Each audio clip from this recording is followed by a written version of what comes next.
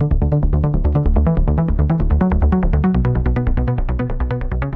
everyone, it's V-Bear, and welcome to The Talk. Today, we're diving deep into a story that's been blowing up the internet, the worldly woes of Shaolin Temple Abbot Shi Yongxin. This legendary figure, often dubbed the monk CEO, has once again landed himself in the headlines. But this time, it's not because Shaolin Temple launched a new startup or he snapped a selfie with another Hollywood celeb. Oh no, this time it's a jaw-dropping official announcement. He's suspected of criminal offenses, embezzling temple assets, and get this, maintaining improper relationships with multiple women and having at least one illegitimate child. This is the big league. Take a look at how this bombshell first dropped into our feeds.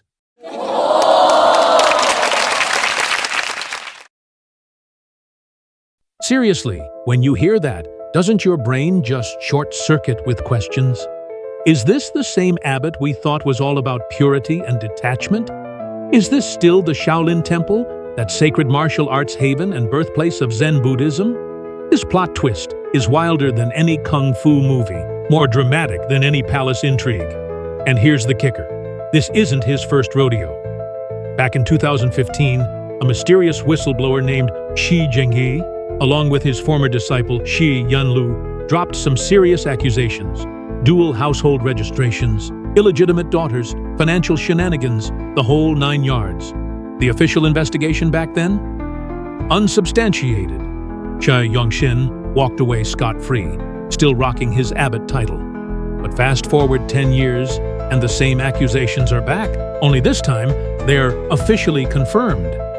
So, what the heck happened in those 10 years? Was that first investigation really unsubstantiated? Or was it more like uninvestigated? Has Shaolin Temple, under the monk CEO's guidance, achieved enlightenment, or just gone completely off the rails? Today, V-Bear is here to peel back the layers of this saga. Look at the corruption mysteries swirling around Shaolin Temple's commercial empire. Ready for some spiritual tea? Let's jump into this controversial monastic mess.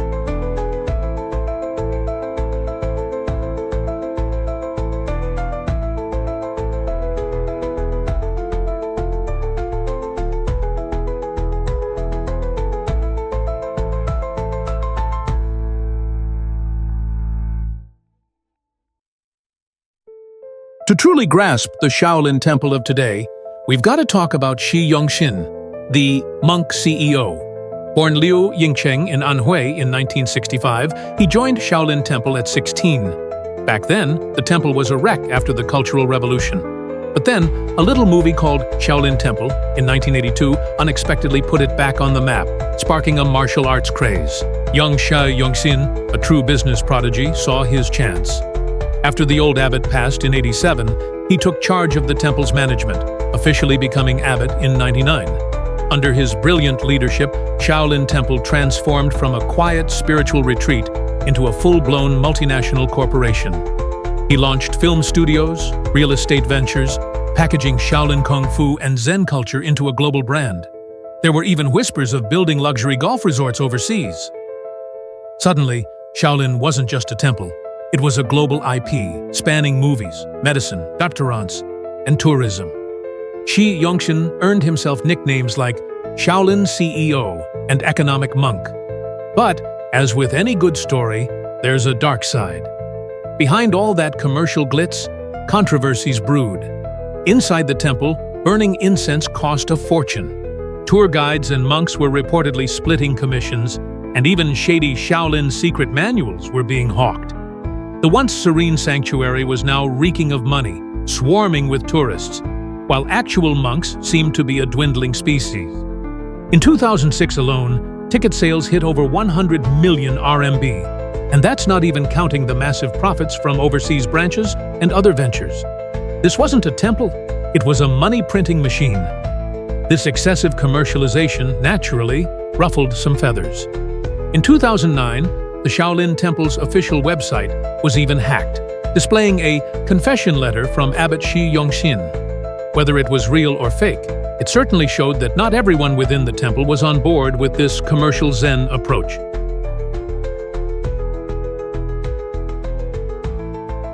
All right, so I dug a little deeper into this whole Shaolin situation, and you gotta see this chart. This isn't your average monastery's expenses report, folks. This is the Shaolin Monastery Industrial Group. This isn't just a spiritual center, it's a full-blown conglomerate.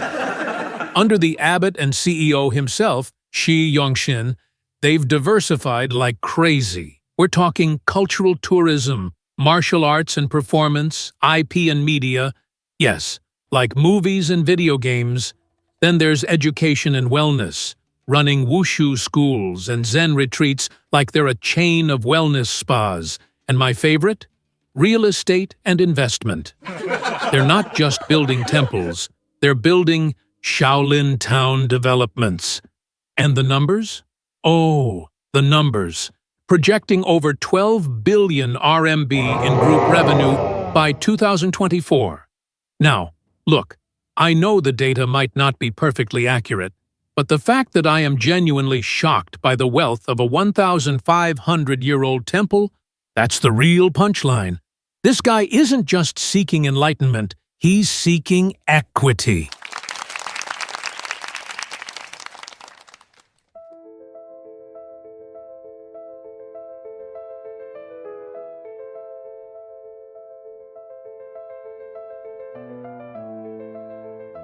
This Shi Yongxin saga isn't just about one monk's misdeeds. It's a microcosm of the commercialization and corruption plaguing Shaolin Temple and even the broader Chinese Buddhist community.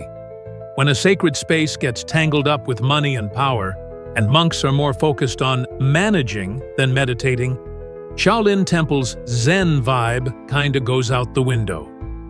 First up, the impact of excessive commercialization on Buddhism's core principles. It's a knockout punch.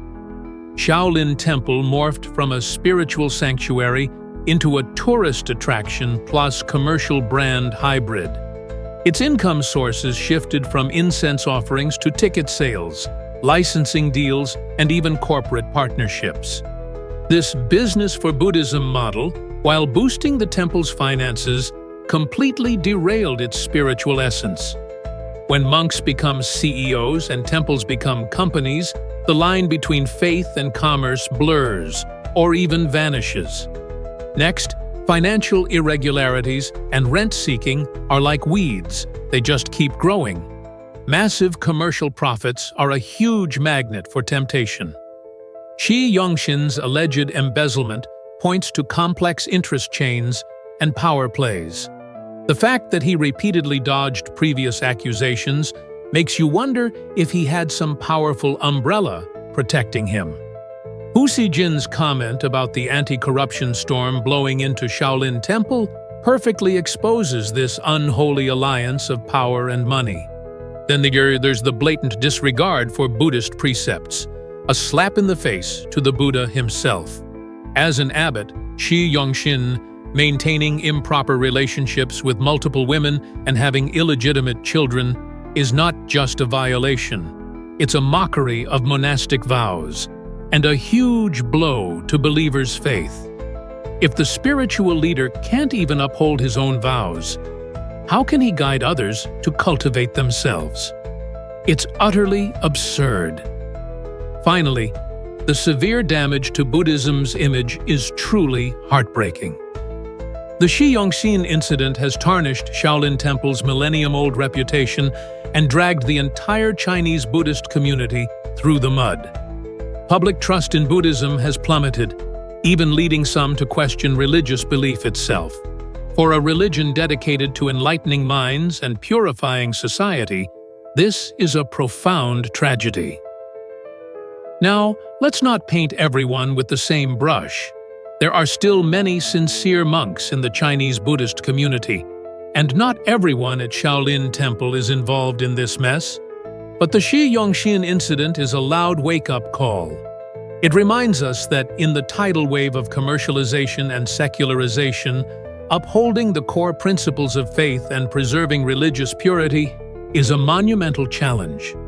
Perhaps this worldly tribulation is Shaolin Temple's chance for a phoenix-like rebirth.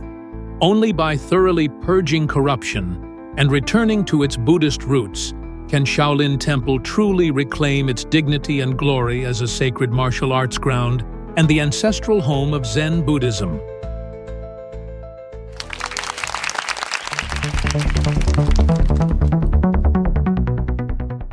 Right, that's all for today's V-Talk. Thanks for tuning in. A call from the Shaolin Temple? Yep, I'd be honored to be the abbot. I love China, and I love Shaolin.